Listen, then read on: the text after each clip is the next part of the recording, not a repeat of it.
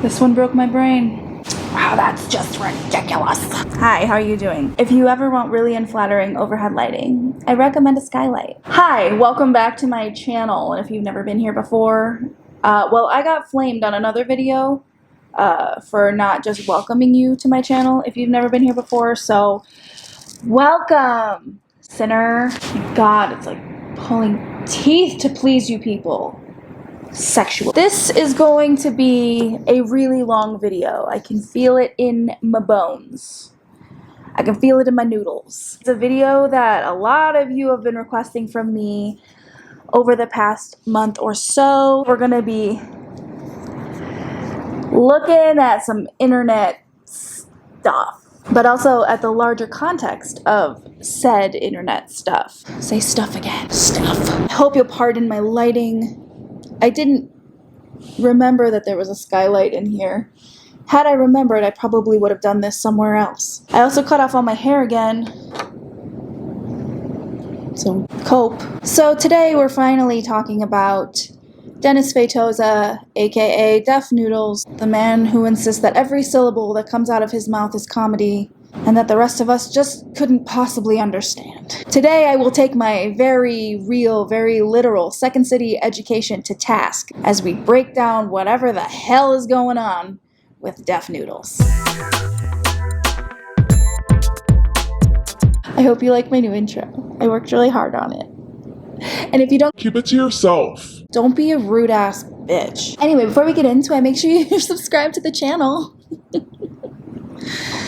God, I am a comedian. And in case I forget to say it later, all my social media, Patreon memberships, blah, blah, blah, any pertinent information, it's all down in the description, you know, where people put those fucking things. Jesus Christ, get it together. Learn a YouTube, why don't ya? So, it's no secret that over the course of the past month or so, Deaf Noodles has lit the wick on the cartoon box of TNT, that is his channel, and let it explode into a bajillion tiny pieces. He has been aggressive and angry and unrelenting in his attempt to change his persona from likable, if not quite cringy cat in a Minecraft house, to the guy that says fuck every 2 seconds for no reason. Some might call it his Gabby Hanna era. But that's, well, it's me. I'm calling it his Gabby Hanna era. Long before the Noodles implosion of 2022, I wanted to make a video all about comedy and cancel culture. I think it was around the time that Dave Chappelle was getting a lot of heat, rightfully so, for his transphobic jokes in his specials on Netflix. In the special, Chappelle made derogatory comments about gender and even identified himself as Team TERF, which stands for Trans Exclusionary Radical Feminist. But this just gave me a whole other avenue to talk about it. By the way, before we proceed, my credentials are as follows. I am a Second City alum, which means I did the full improv program at Second City, and I did performances there as well. I was also at I.O. in Chicago. I have been part of many improv and sketch teams. I've been making content for over a decade, not only just mine, but others as well. I've been a participant in. I have a legitimate background in comedy. Whether or not you find me funny, that's up to you. Because comedy is subjective, and we will get there. There's a hair in my cleavage. Do I refer to myself as a comedian? No, I wouldn't refer to myself as a comedian. I would love to refer to myself as a comedian, but even though I have years and years of experience and accreditation, even though I did the studying of the funnies, I don't think that's enough for me to say, hi, I'm a comedian. This is what I do. Even though this is how I make my living.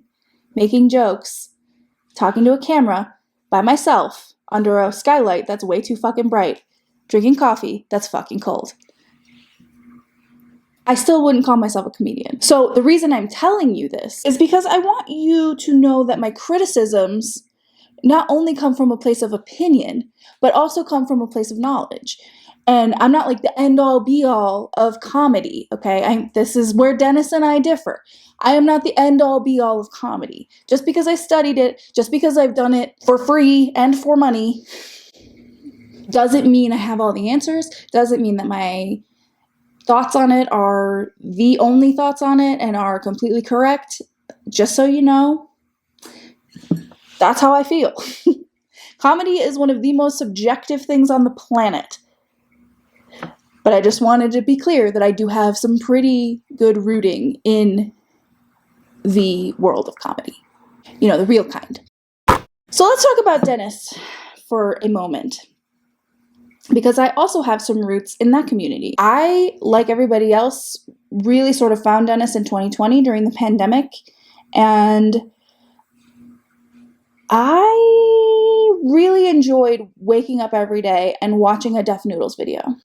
I think because there was some comfort for everybody that enjoyed his content in his lighthearted takes on banal stories, right? And he just seemed like a really nice, likable person. So I joined his community. I became part of his Discord. I eventually became a mod in his Discord. And when I say became a mod in someone's Discord, this goes for any Discord that I've ever been a part of, including my fucking own, which, by the way, if you want to join the Patreon or memberships, you get a link to the Discord. But it's not going to be too tempting after I say what I'm about to say. If I ever say, or someone ever says about me that I've been a mod for someone, if I've been a mod in a chat, I've been a mod in Discord, that means very little. Because the odds that I'm in there, pretty slim.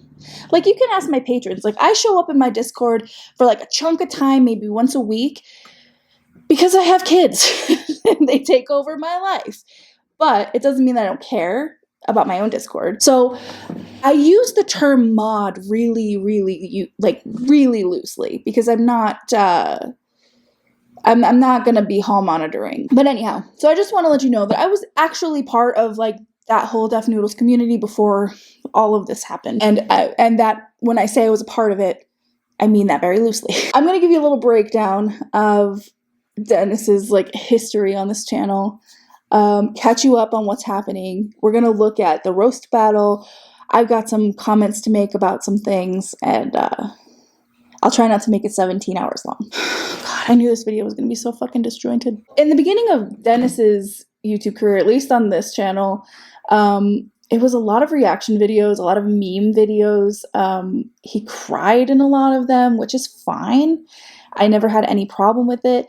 They were kind of like weird and a little cringy, but like it was sweet. You know, it was nice to see like a regular dude being like, oh, look at this sad commercial from the Philippines or whatever. After reaction videos, Dennis sort of slithered, is a weird word to use for that, sort of transitioned into videos about the Philippines. I feel like Dennis like hit a stride in one or two of these videos about the Philippines, and then like just fucking drove it home. Like it looked like a fetish at one point. I'm not saying it was, I'm just saying that's what it looked like. So he'd be, reacting to their commercials, to, things they eat. From there it went to like the most craziest things that happen, reaction videos, And that brings us to Kavos. I don't know much about Kavos other than he was basically being like a judge for up-and-coming YouTubers who I believe could and did submit their own content. And he roasted the shit out of Dennis. This guy literally just reads out memes. He just reads them out and tries making them exciting. And I remember coming across the video that is now super memed, which is Kavos almost made me want to quit YouTube. And I remember running across it before any of like the Def Noodles drama, like any of it, before his issues with Keemstar, like before he became like, when he was still the person that everybody like looked to for news, or just people enjoyed him more. I remember seeing that video and being like, huh. That just seems like criticism. Like maybe it wasn't delivered as nicely as it could have been. But I remember it made him cry. I want you to put a pin in that fact for just a hot second, okay? And we'll unpin it later. From there, a lot of the videos in the interim between that moment and like all his reaction videos and when he became the Deaf Noodles that really took off in 2020, there was like a real small moment of time where his videos were very serious. I know he did a lot of videos about Onision and all the situations he was in, the Chris Hansen thing and all of that. And I remember him speaking very, very earnestly and sincerely about a lot of these topics because it's very serious shit, but not for a comedian. Honestly, I think this is a soft doxing of Onision. And look, trust me, I don't want to be on Onision's team, okay? He's the bad guy here. Let's just make that clear. And then it sort of, his channel sort of took the commentary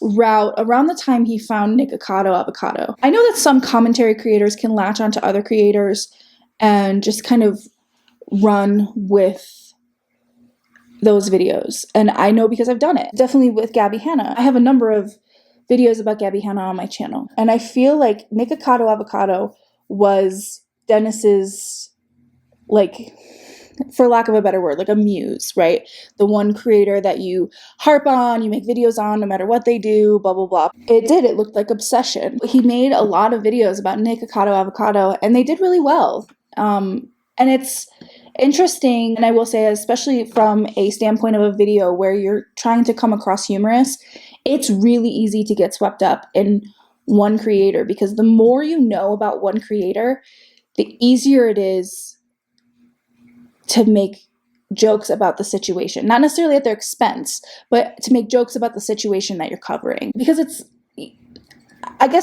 you can still do that with creators you're less familiar with, but it's so much easier to have that like wealth of knowledge about the person that you're covering.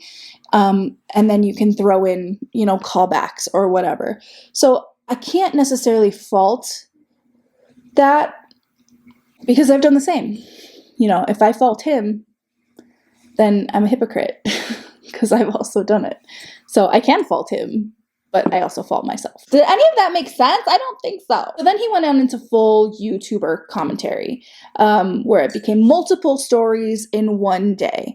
And he sort of became everybody's lighthearted news source. He was the first one with a story every time. He was the first one to get every scoop. He knew everything about everything. The thing about this is when the commentary bros started to, at least to my knowledge, really kind of rag on him because he would start to get things wrong.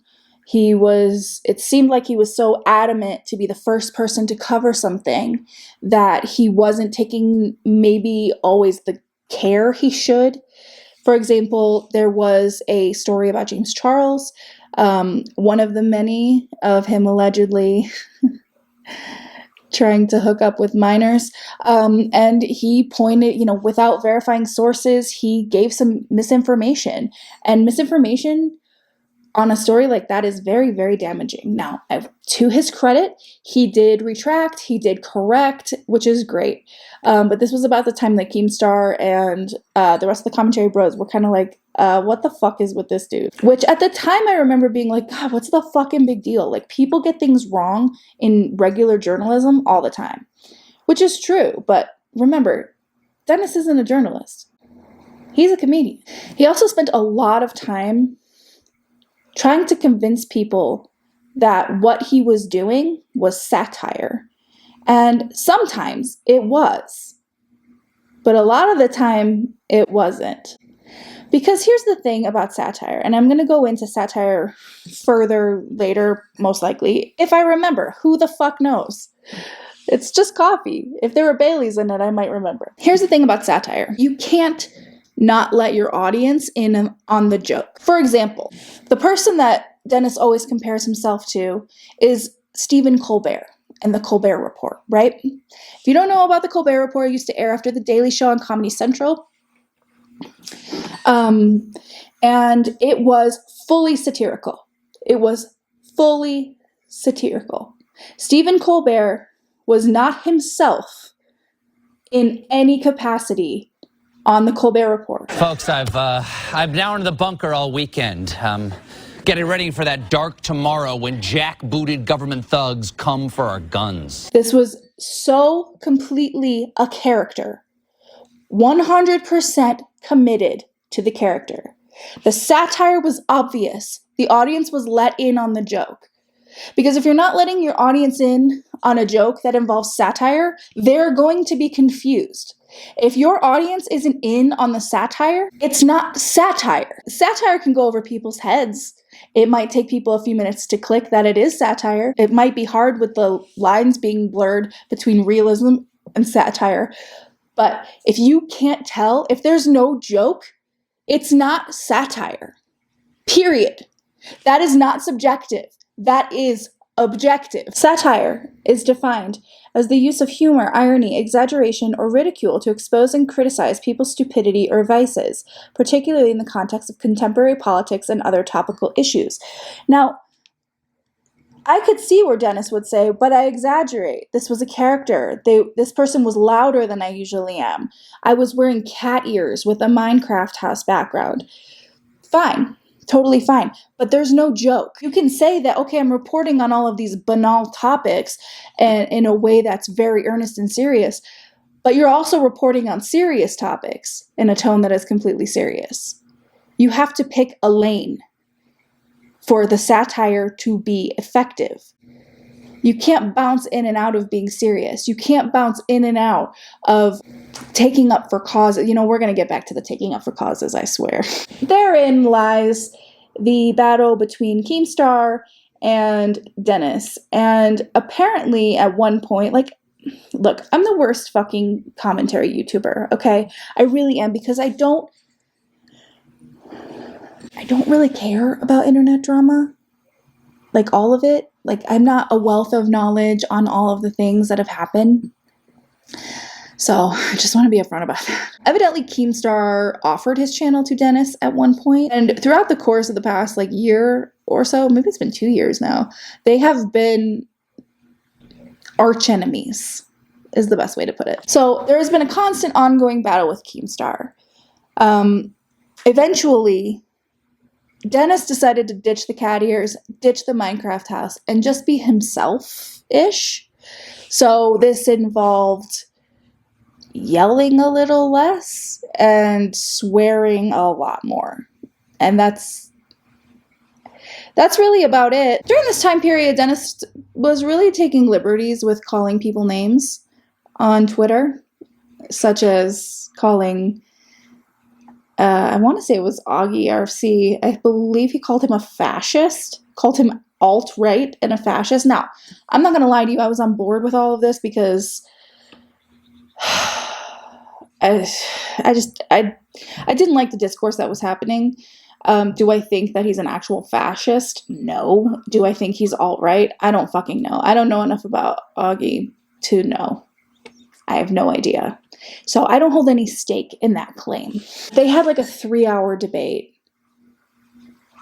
and it didn't go well. Which also reminds me that Dennis and Papa Gut, who is another commentary creator, and his focus seems to be, I've just recently subscribed during this whole thing, but it seems like he devotes a great deal of his time and his platform to calling out predatory behavior, which is cool. You know, I know somebody in the comments can tell me all the bad things about Papa Gut. Go for it. I don't claim to know anything further than that. So I'm a comedian, not a researcher. But anyhow, Papa Gut and Dennis, both, they had a debate as well. And Dennis ate shit in that one. At this point, there's nothing productive coming out of it. If your audience is enjoying the show, yeah, we can keep going, screaming at each other. That's totally fine. Can I ask you one question? They can enjoy this. I don't mind fucking screaming and giving people a fucking show. At the end of the day, like I fucking said, I'm an entertainer. Are you not entertained? We're heading up to almost the present. Dennis took it upon himself to call Papa Gut, or at least insinuate that Papa Gut is a pedophile. So Papa Gut was relaying this thing that he had said in regards to Andres Lopez, who allegedly slept with a 14-year-old. What the joke, he's already conceded that the joke was inappropriate. Let me share it with you and then I'll share my thoughts about it. His tweet reads, the joke was, if she's old enough to bleed, she's old enough to breed. Thank you very much, Andres Lopez, for the advice. It was a satirical call out since he allegedly slept with a 14-year-old. It's a joke I've condemned multiple times, but that person isn't interested in honesty. I would say it was more facetiousness or sarcasm, but yes, those all fall under the umbrella of satire. However, this tweet came to the timeline's attention when Dennis retweeted and added this. Motherfucker got famous on TikTok for joking about fucking 14-year-old girls. Then gets offended someone jokes about him. But you know, he was right. I shouldn't have said that. I should have instead said he makes himself so small in his videos to hide the fact he looks like a pedophile. Then tags the FBI. Put this motherfucker on a watch list. He looks mad suspicious.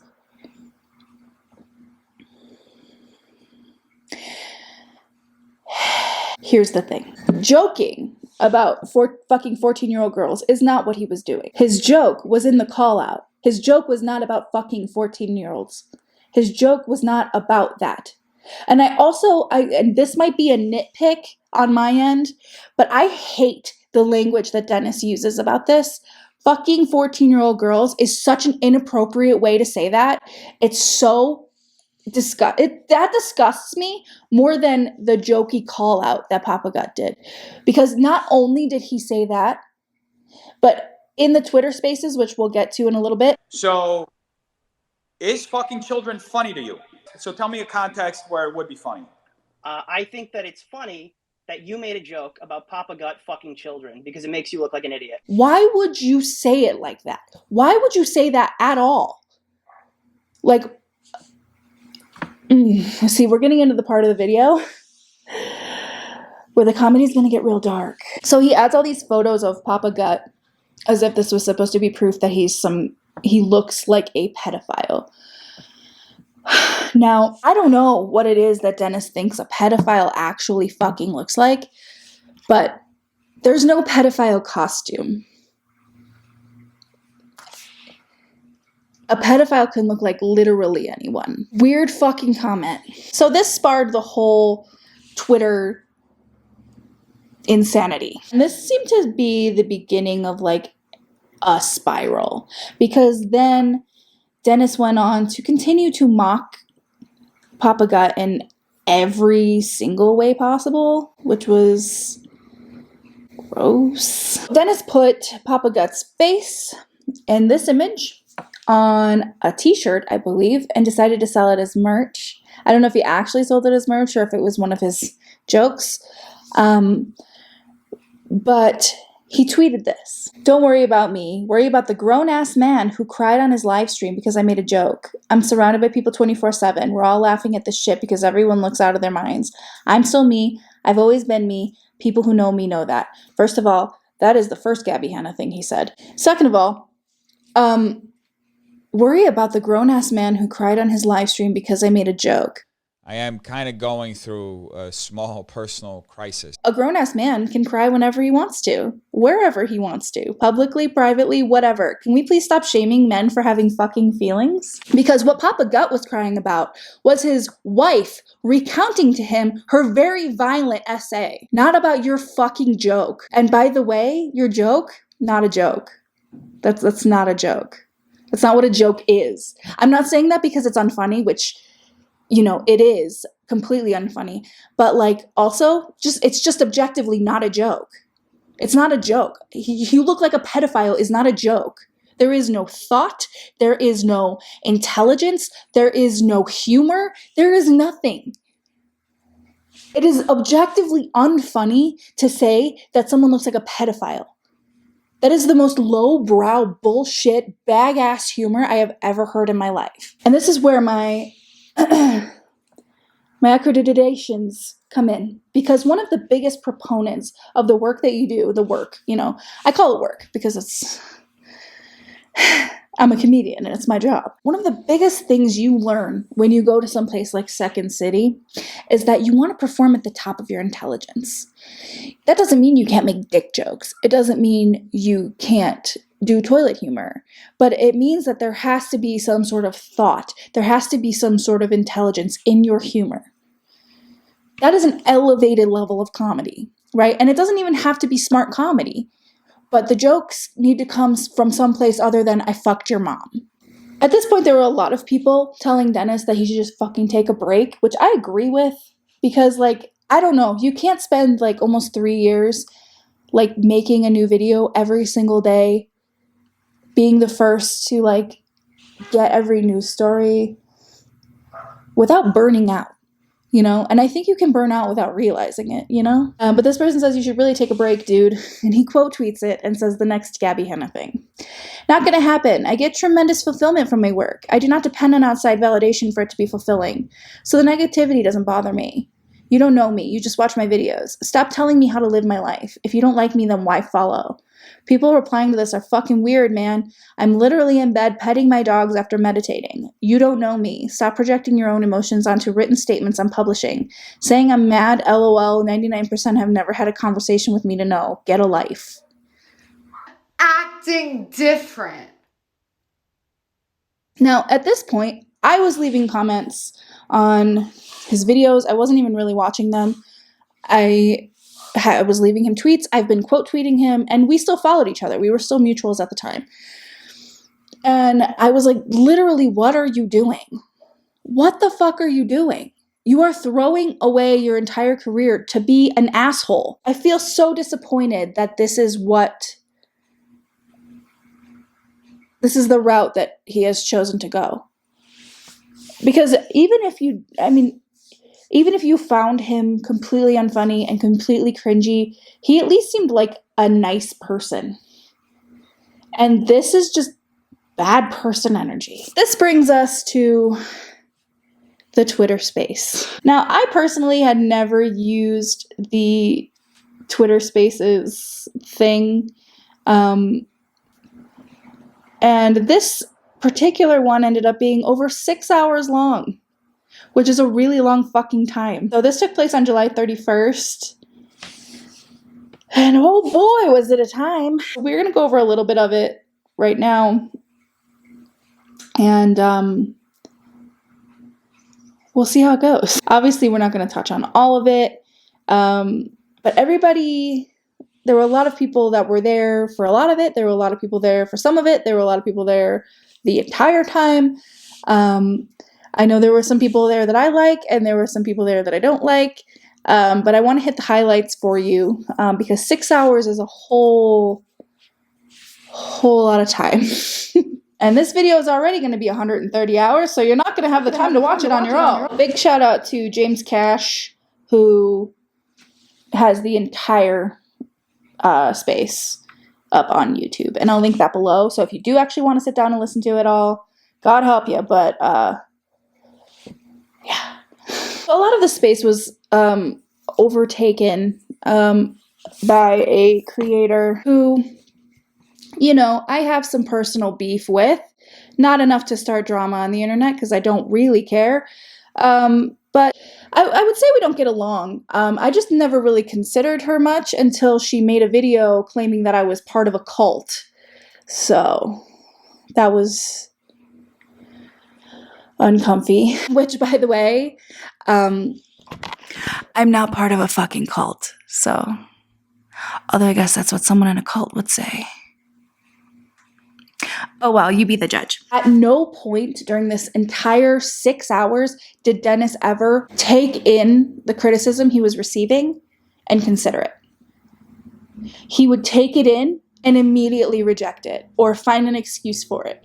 If you're going to be speaking on someone, I do think there is a value in hearing them out and seeing what they have to say. I absolutely understand. This guy, though, you got to understand, he's published like 50 or 30 videos in the last 6 months. Or change the subject or throw word salad at you. There was no moment of reflection. There was no moment of, oh, okay, I see where you're coming from. Or even like, I see where you're coming from, but I disagree. It was never, he never saw where anyone was fucking coming from. Like, he's continually telling you how busy he is and how happy he is and how much he's doing, and he's got dogs and he's diversifying his content and all this shit. And that's not the conversation we're having. Like, that's not, no one denies that you're probably working. You're probably making good money. You're probably pseudo happy. That's not what we're here to fucking talk about, and you fucking know it. He goes on to talk about how many videos Papa Gut has made about him. I see him doing videos on a bunch of different people all the time. I mean, I invite you right now to go through his channel and screenshot all the videos. Just go in circles and see how many videos he's made about me. Just for just transparency's sake, let's find out how many there are. From a quick scan, I have seen 24 Dennis videos. Of 1,196 videos, 24 have Dennis in the title or thumbnail. And now for something completely different. Just as a fun little aside. Now again, I'm guilty of harping on one creator, so I'm not absolving myself from this. I just want to see how many videos Dennis made about Nikocado avocado. Out of 1,143 videos, 92 of them have Nikocado avocado in them. There are 92 Nikocado avocado videos that use his name or his face in the thumbnail. Where do we draw the line?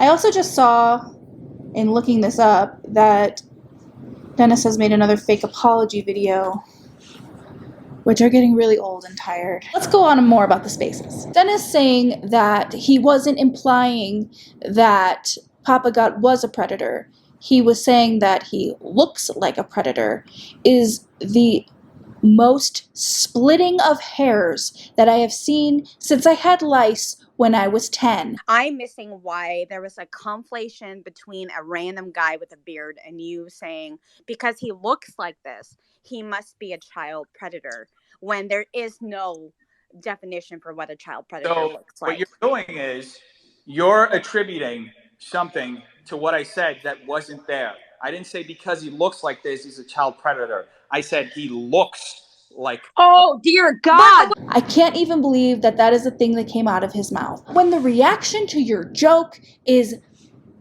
overwhelmingly negative. People are overwhelmingly saying, hey, this is fucking terrible and not funny. You should fucking apologize for this. You might want to think about it. And if you're not sorry, that's okay, but it doesn't make you like a comedy hero. It doesn't make you somebody's, it doesn't mean you're a bigger, better person because you're not sorry, because you meant it, because that's what you said.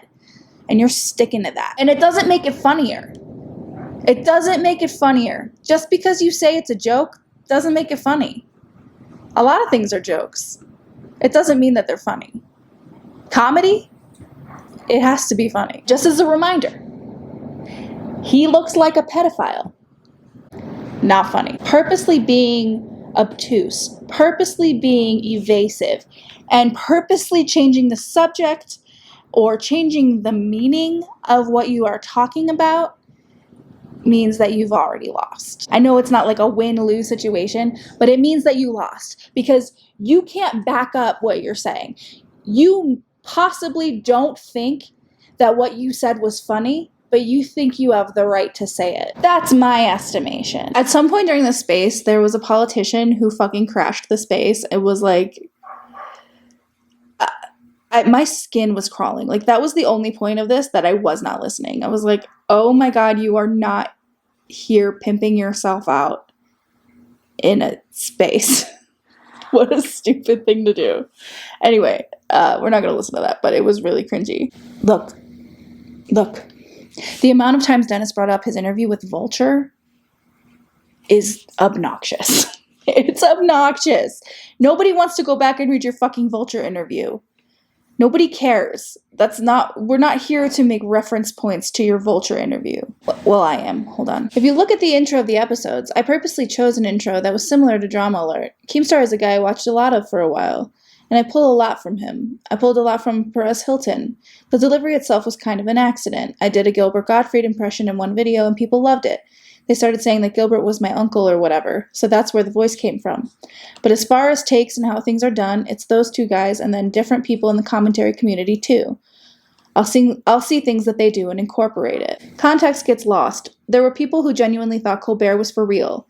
Yeah, they're stupid. Right now on the internet, where I'm connecting with people from all over the world, I don't know how they're arriving at my content, whether they're just arriving because they want to hear the latest tea, or because they want to hear about a certain person, or because they love the jokes. What jokes? At one point, I was trying really hard to walk people through and help them understand what it was. You know what? Nothing says comedy like having to explain it. You know your joke is good if you have to walk them through it. But eventually I decided there's no way to do it. I can't do it, so I started writing like I wrote. I have a disclaimer on my channel explaining the thoughts behind it so people can hopefully understand it, but I was talking to my friend who is a stand-up, and he said it's almost like you're paying the price for understanding comedy whenever you get harsh criticism. I guess that's what it is. No, you're just bad at satire, and you're not funny. I want to be clear that, like, I'm not saying, like, oh, you're not funny because now I feel differently about him. Like, I've maybe watched a handful of his videos and, like, laughed. I found him, like, amusing. Like I said, it was, like, lighthearted information. And no matter how hard and how loud Dennis says, I'm a comedian, this is satire, you are not to take this seriously, he blurs the lines himself. He's not making jokes, he's relaying information. And at this point, paying the price for understanding comedy, I don't even think you can define it. Holy shit, this Vulture interview is interesting. Absolutely unexpected. Big Brother house guest Kyle Capener, accused of being racist. Fans of the show tweeted their opinions about Kyle's behavior and CBS protecting him. Just because you put absolutely unexpected in caps before that does not mean that this is comedy or satire. That's not a joke. Where is the joke? Who could have seen this coming? Selena Gomez and Tyga seen at LA restaurant after hours. The two were seen leaving the restaurant at 2:30 a.m. Wednesday morning. This is not funny. That's not a joke. It's not satire. Yes, it's banal, but you're not turning it into something funny. Therefore, it's not a joke. Breaking news that will definitely change your life. Netflix's Wednesday series trailer released. The series will arrive on Netflix this fall. Where's the joke? Is the joke that it's breaking news that will definitely change your life being facetious? Because here's the thing.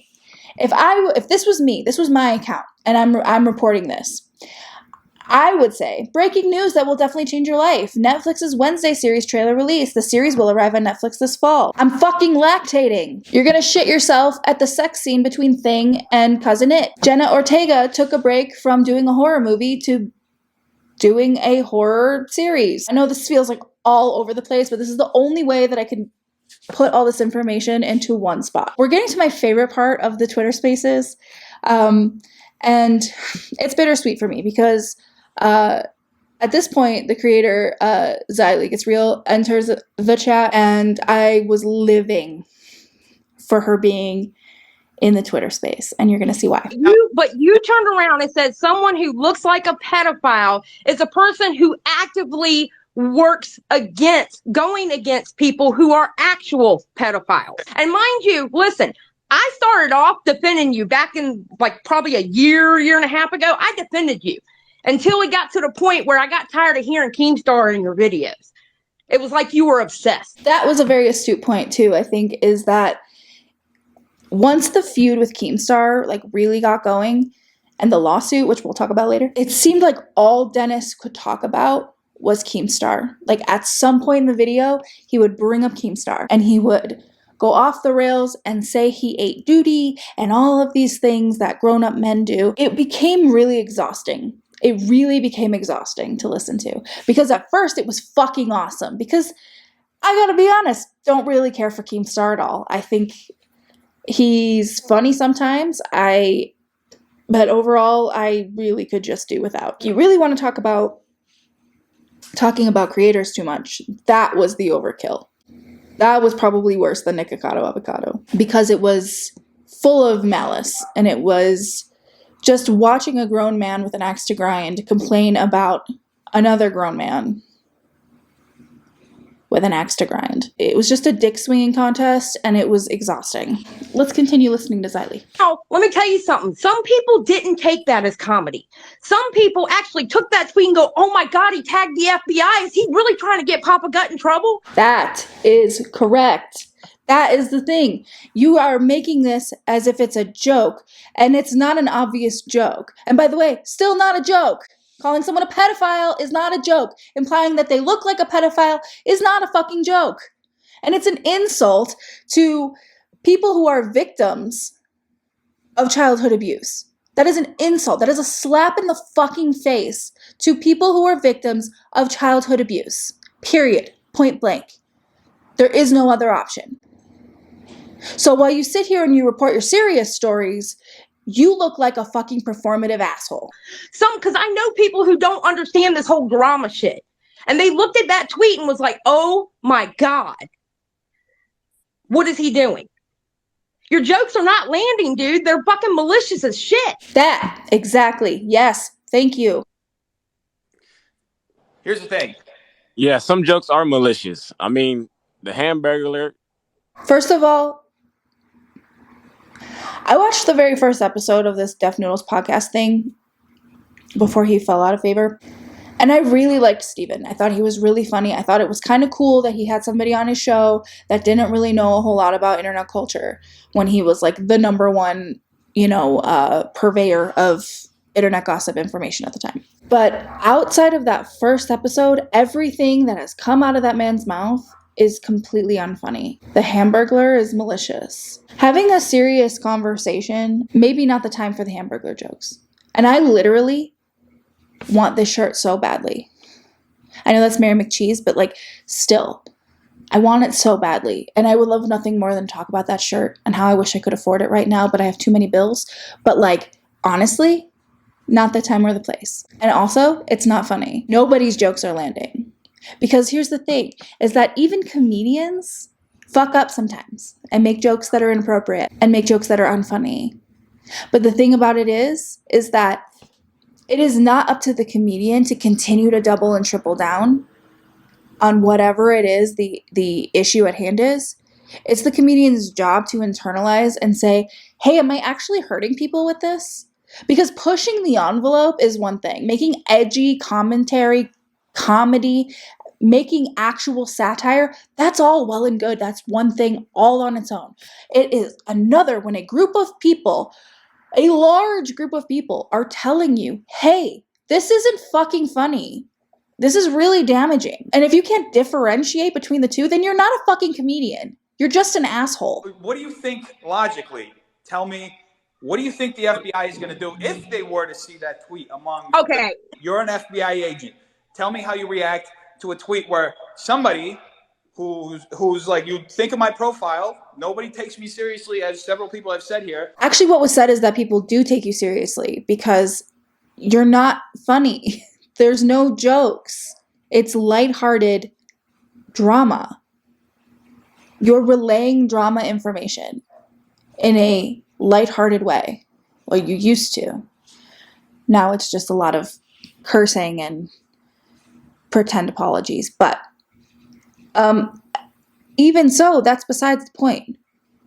You're literally tagging the FBI. Xylee makes the point that it doesn't matter if you are joking. If this gets in the hands of the wrong person, that could lead to Papa Gut getting swatted. I just can't imagine being so reckless as to putting that sort of label or accusation on someone. That feels like an incredibly aggressive thing to do, and then a complete pussy move to hide behind it and go, well, it's a joke. It's a joke. You don't get comedy. I get comedy, motherfucker, and that wasn't a joke. That's not what a joke is. Hell, I'll give you it. Okay, we'll call it a joke. It's a joke, but it's not fucking funny. Objectively, that is unfunny. This Twitter space goes on for hours and hours and hours and hours and hours and hours and hours. and hours and hours. This was the highlight for me. Xylee really fucking gave it to him, and I applaud her 1,000%. She told him exactly what he needed to hear, and even though it bounced off of him like a fucking super ball in a bathtub, it was the closest attempt. It was the best attempt at getting him to understand. Towards the end, Papa Gut actually did show up, even despite saying he wasn't going to. He went on and on talking about talking Dennis in circles. He really brought every point calmly, confidently, comfortably, forthright, and he made him look like a goddamn fool again. He made him look like the idiot that he is, because Dennis was just bumbling around saying, will you let me talk? Will you let me talk? Will you let me talk? With Tommy Lee Jones, I've had conversations with you multiple times before. It's not the let me finish my point. I've already blasted your point. Finish it, but it's a dumb point. And then he would let him talk, and Dennis would say nothing.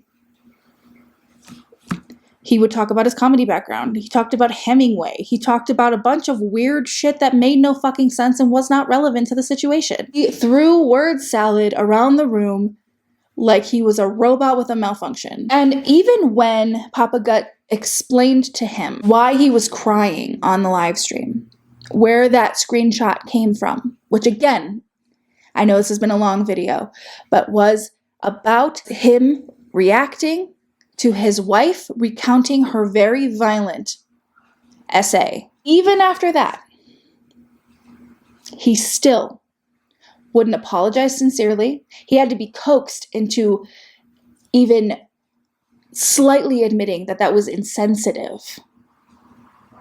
That is where I literally lost all respect I ever had for Dennis. Because here's the thing, we all fuck up. We all do dumb shit. We all say things that have hurt other people, whether we did it intentionally or unintentionally. But the choice to double and triple down and not admit when you're wrong and not admit your role in things and not have the gumption to say, yeah, that was really ugly of me. Yeah, that was really insensitive of me. I didn't know about this, but now that I know, I want to extend an apology. That will make me lose respect for you as a person. Because it's so fucking hard to admit when you're wrong. I have the hardest fucking time admitting when I'm wrong. But if I'm wrong, if I really internalize it and I find that I was wrong, I will tell you, I was wrong. So, post spaces, well actually pre-spaces, but pre-spaces, he came for Cat 10 Barge on Twitter, and Cat 10 Barge was replying to Adam McIntyre, who, by the way, was the other highlight of the spaces. So explain then to me, what is going on? What's your deal? I'm now repeating this for a third fucking time. I'm just not going to go into that. Maybe I'll make a more in-depth one about the spaces, but definitely go watch the full spaces video that is linked below, because Adam McIntyre did a wonderful job of calling Dennis out as well. So Kat said, a few days ago he falsely claimed I implied someone was a pedophile, and I just want to check his profile. I just went to check his profile, and he's now outright falsely claiming people are pedophiles, which is also what he's suing over for happening to him. The whole big irony of this situation is that Dennis was suing Keemstar because Keemstar said that Def Noodles was grooming like 14-year-old girls or something like that, little girls. And we're going to come back to the lawsuit in just a minute. But Dennis quote tweeted Kat's tweet and said, this person is an actual member of the media who just a few days ago implied Addison Rae's dad was a pedophile and is now saying that saying someone looks like a pedophile is the equivalent to accusing them of that. This is why mainstream media is dead. Literally, it's not. Dennis wants to play the semantics game.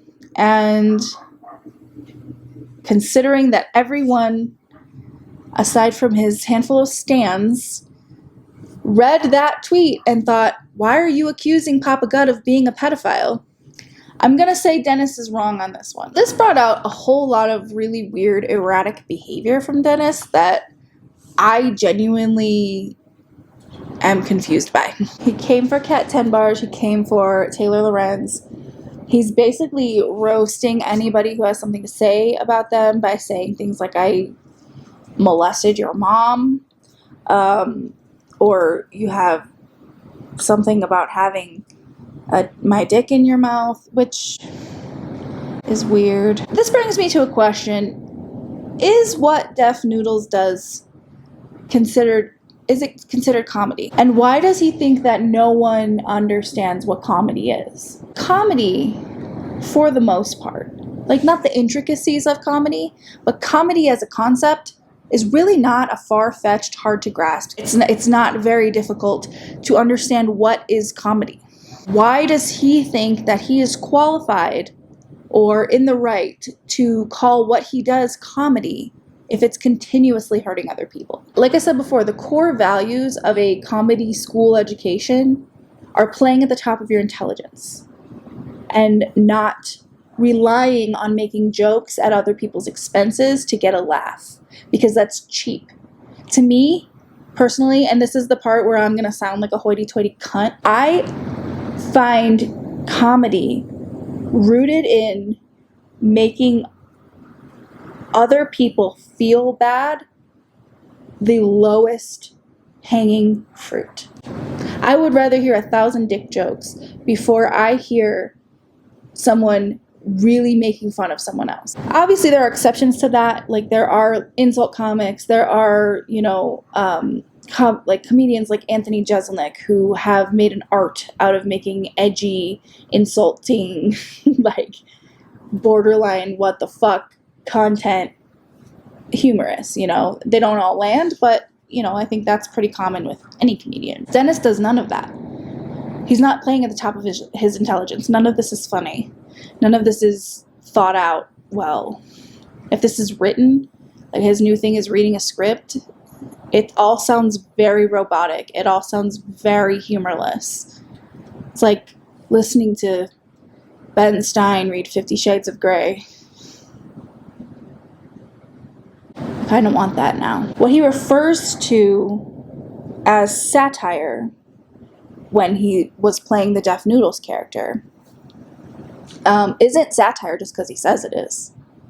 You don't get to hide behind the statements you're making and the opinions you have and the jokes you make and call it satire. It doesn't work that way. Satire requires intelligence and planning and writing and playing on the weak through line of the subject matter at hand. Like, I don't mean to get all like comedy school. If your satire is not consistent and you maintain that you're a comedian whose content is satirical, you are confusing your audience because you're also reporting on Tana Mojo starting a family, on Jenna Marbles coming back to the internet. That's not satire. You can't have it both ways. You can't report serious issues and then pretend like everything you do is funny. Everything you do is satire and comedy.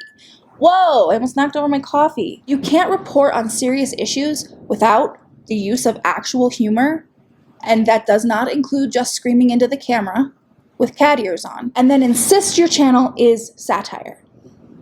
You are muddying the waters. You are either going to report the drama with some humor or lightheartedness attached, or you are going to be a satire channel the entire time.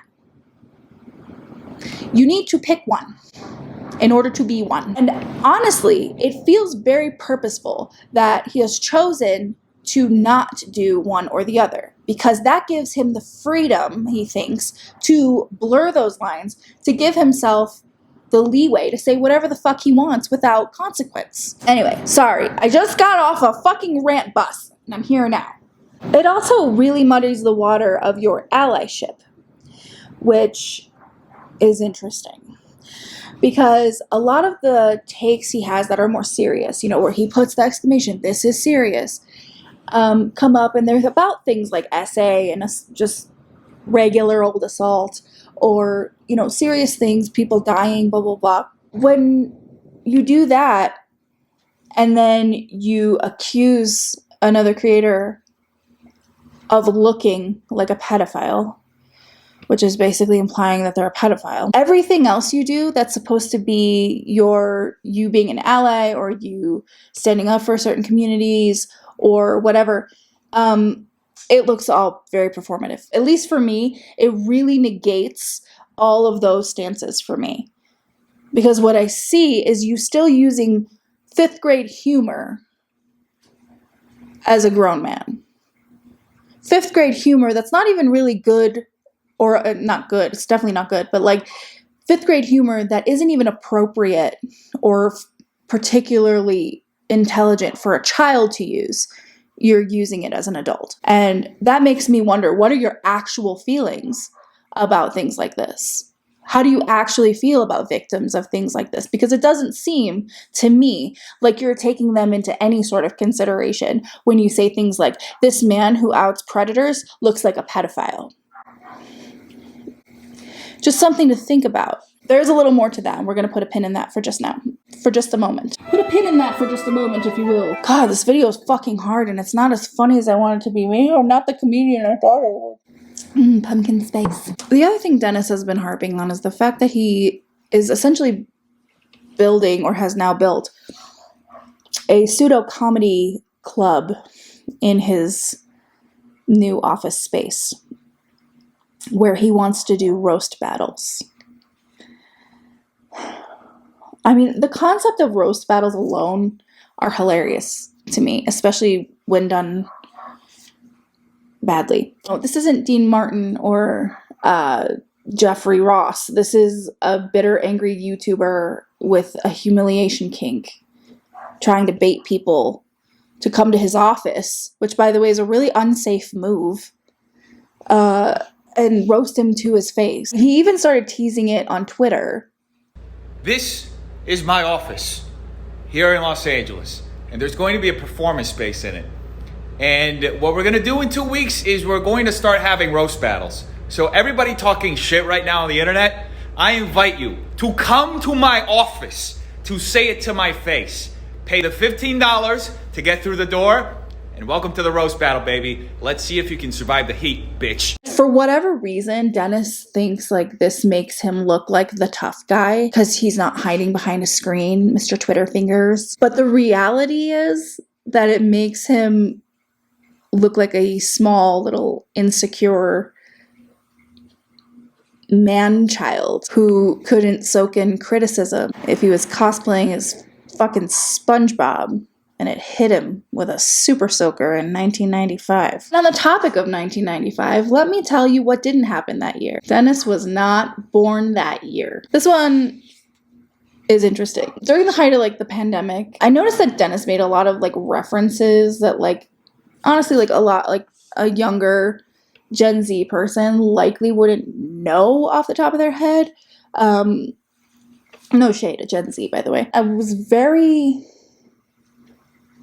curious about the references that he was able to pull out of his sleeve at a moment's notice. And in conjunction with that, the pinned tweet on Dennis's Twitter, on the Deaf Noodles Twitter page, used to be a snippet of his stand-up, which I think a lot of people have noted, but I haven't watched a lot of videos about this situation, but I haven't really heard anyone reference this point of it. I've heard a lot of people say that it's unfunny because he's just screaming and then whispering Lizzo lyrics, which, okay. But in that clip, he said, so he was getting heckled and something to the extent of like, I've been married before, I know what you mean, or something like that.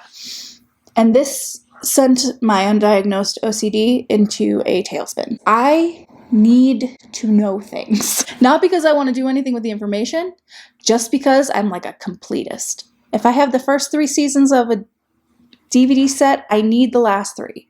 Like, that's just how my brain works. I need to have it all. I need to have the information. I just did a little search, little Googling, and I found out that Dennis is actually my age. Actually, he's a little bit older than me. He's 37.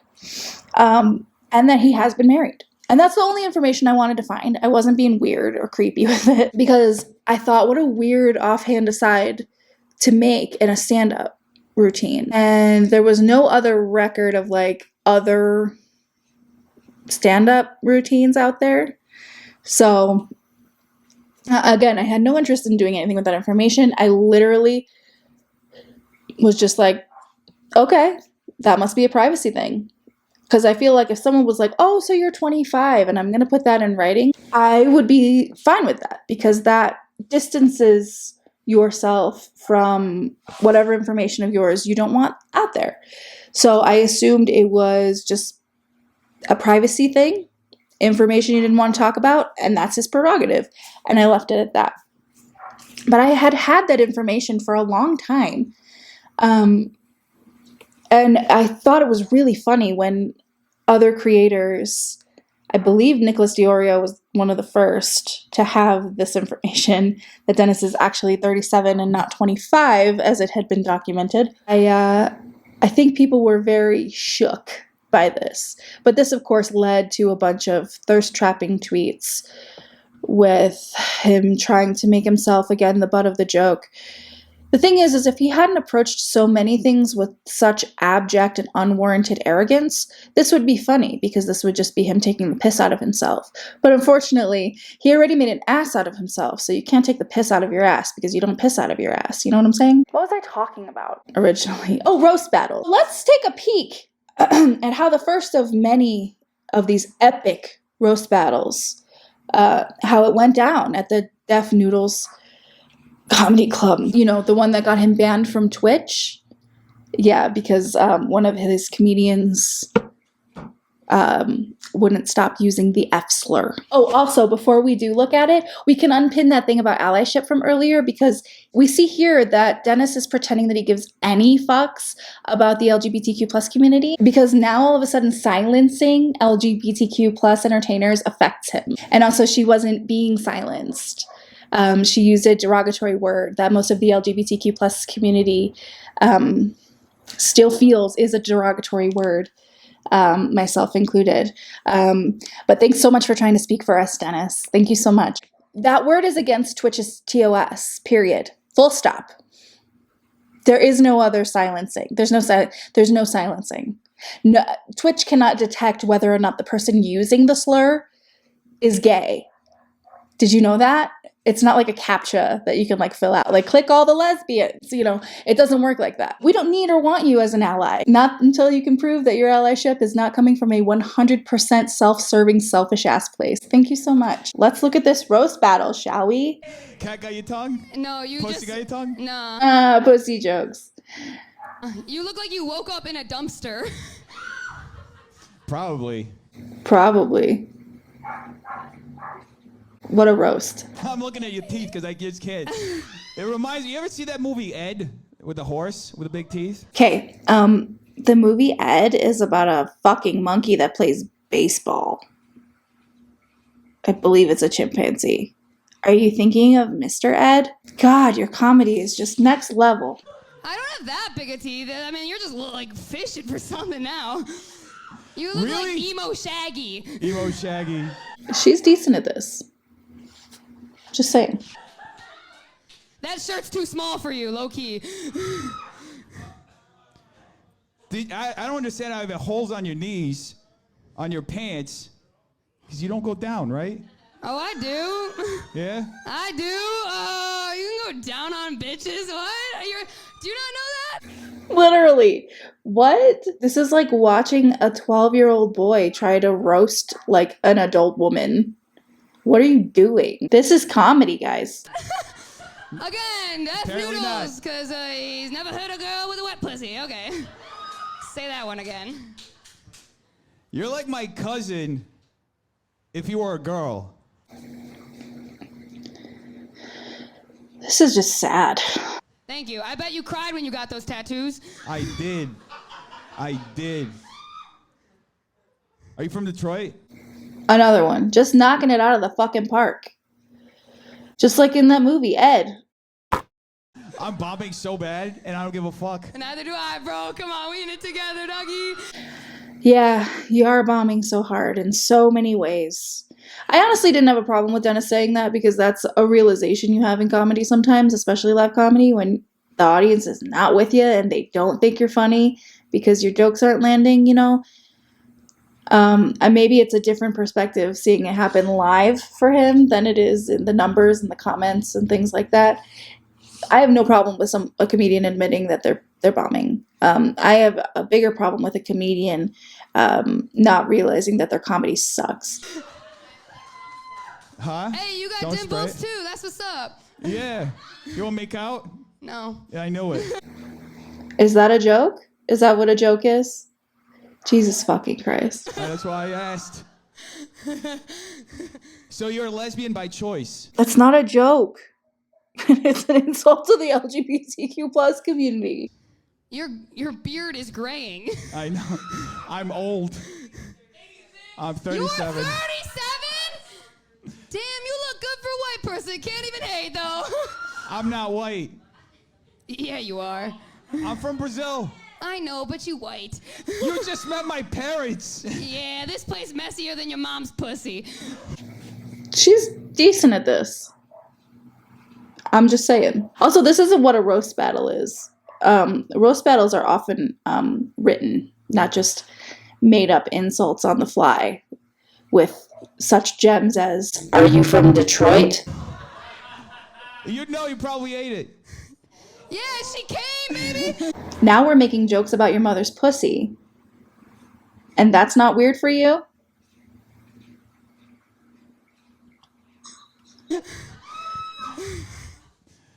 I don't know how long we're going to keep going because you're going to win regardless. This is comedy, folks.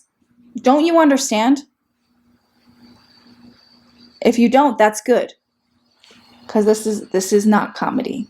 Anyway, it goes on like this for like another 5 or 6 minutes where they're both just like awkwardly insulting each other for some reason, because that's what they think a roast battle actually is.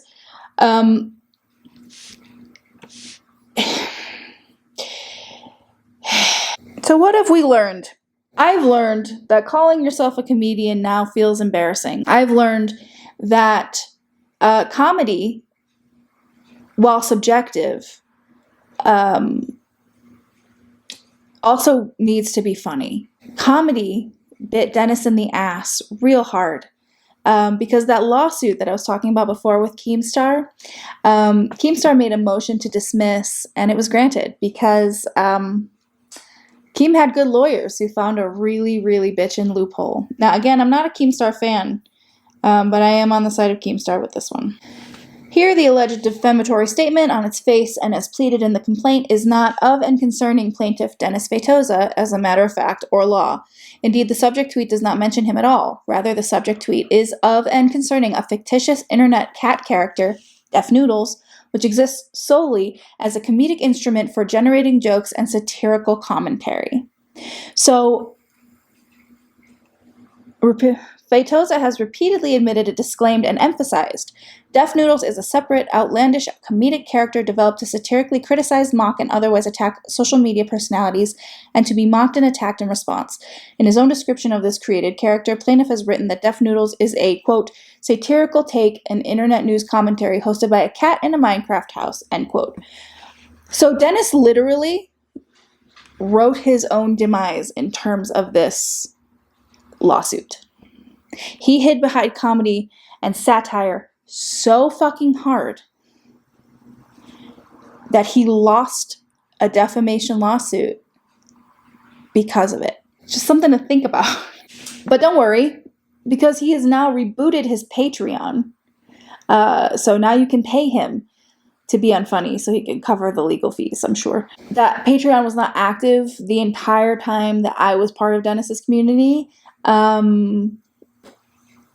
Nor was the Discord, honestly. And I think that's really shitty timing.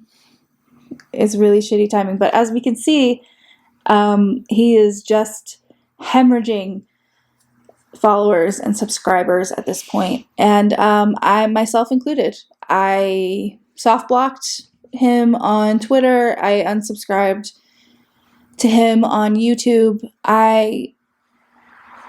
I don't want to be mutuals with someone who behaves like this. Speaking of which, Dennis has been just going off on Twitter. There's just been tirade after tirade with insults that don't make sense. Like, this person was replying to Keemstar, implying that the joke he was telling was Def Noodles level comedy. And Keemstar, he wasn't tagged. I just realized that just now. He wasn't even tagged in this. He was not tagged in this comment. So he found this. Quote tweeted it and said, "This fucking loser considers himself a journalist but can't keep my dick out of his mouth." And I asked on Twitter, how are these two congruent thoughts? You can be a journalist who consumes dick.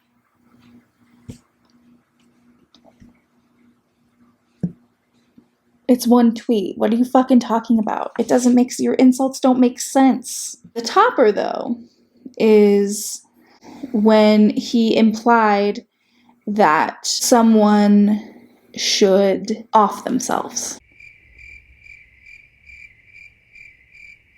What a gross joke to make during a time when, I don't know, gun violence is the #1 killer of people in America, particularly children. Yeah, that's, you know, we just had a school shooting. Do we really need to make jokes about people offing themselves? Is that really what's necessary right now? Like, times are already shitty, you know? Inflation, gas prices. Somehow Kelly and Ryan are still on. End of the day, objectively unfunny. It's unfunny. It's cruel and disgusting, and I'm sorry. Again, I don't mean to be that uppity bitch, but like, these are jokes that just are not fucking funny because they're not. Telling someone through different words, not direct, but implying that someone should off themselves in such a way is disgusting. And for what? Criticizing your comedy? Furthermore, he is posting that he is being mass reported and people are attempting to deplatform him. Dennis is basically saying that there's this effort by a lot of creators to get him deplatformed. And Edwin of Edwin's generation astutely said in the comments, "Homie, your claim was there's a concerted effort from numerous creators to deplatform me. You hid the profile of the first user. The second user is a dancer, not a creator, with 200 followers, and the third has no pic with 7 followers. Why are you so desperate to be a victim?" And that's my question. He's continuing to make these videos like I'm pretending to be sorry for what he's being criticized for. And it's such a weak, sad, pathetic thing. But according to him, he's trying to pivot away from drama and move to other types of comedy, I guess. So I guess the biggest takeaway for me that I wanted to share is that leaning into a bit with your full body weight is never going to make a joke funny. If it's not funny, if it didn't land, if it's not getting the response you think it is, there's a good chance that it's just not funny. Even Joan Rivers used to say that she would try a bit out in her show, I believe 3 times. And if by the 3rd time it still didn't get the laugh, she would cut it from her material. You have to know where the line is. Even insult comics like Joan Rivers, one of the funniest women ever, and I mean like fashion police shit, like her real comedy, one of the funniest women ever. Even she knew that when you tell a joke and it is not landing, and you tell it again and again and it's still not landing, there's a good chance that joke is not funny. So again, coming from this from a place of understanding comedy, which Dennis has already claimed that we're all idiots who don't understand comedy, coming from someone who actually did study comedy, I can comfortably say Dennis is not a comedian. Neither is Deaf Noodles. And watching this downward spiral is interesting, a little depressing, and very confusing and exhausting. I'm very tired, and this has been a really long time. I don't know if this is 2 videos or 1 video, but you know by now. Either way, thank you for sticking around. This has been Vecna? Anyway, this has been an exercise in really exhausting word salad and very, very, very, very frustrating things. But if you did make it to the end of this, thank you for watching. I appreciate you. If you liked the video, by all means, feel free to give it a like. Subscribe. I make new videos whenever I feel like it. There's a lot, and I mean a lot, of content coming your way this week, in fact. Patreon and memberships, links for those are in the description. Those lovely people get not only a credit in the outro, but they also get early access to a lot of these videos. They're also going to get the first crack at merch, which is coming very, very soon. And yeah, so you're welcome to come join there. Other than that, all my social media, all the pertinent links in the world, they're all down in the description box below. Feel free to go check those out or not. You decide how your day goes. That's not my job. I appreciate you for being here. Thank you so much for watching, and I'll see you in the next one. Bye!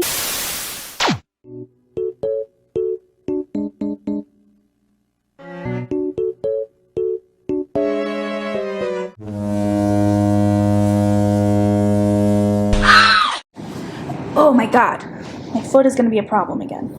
Does it look like I've been sucking dick? I mean, just because of my lipstick. I have been sucking dick. I just don't want it to look like it. And unrelenting. And wow, am I okay? Get out, you filthy bitch. How dare you? Can you hear me? Whose dog is that? Again?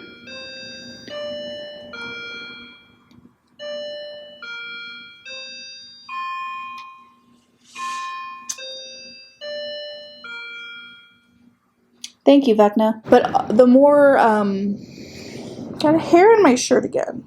Am I shedding? I'll wait. Let me share it with you. Shut the fuck up. And at this juncture in my life, I just don't want a dick near my face, you know? So the next thing Dennis started harping on was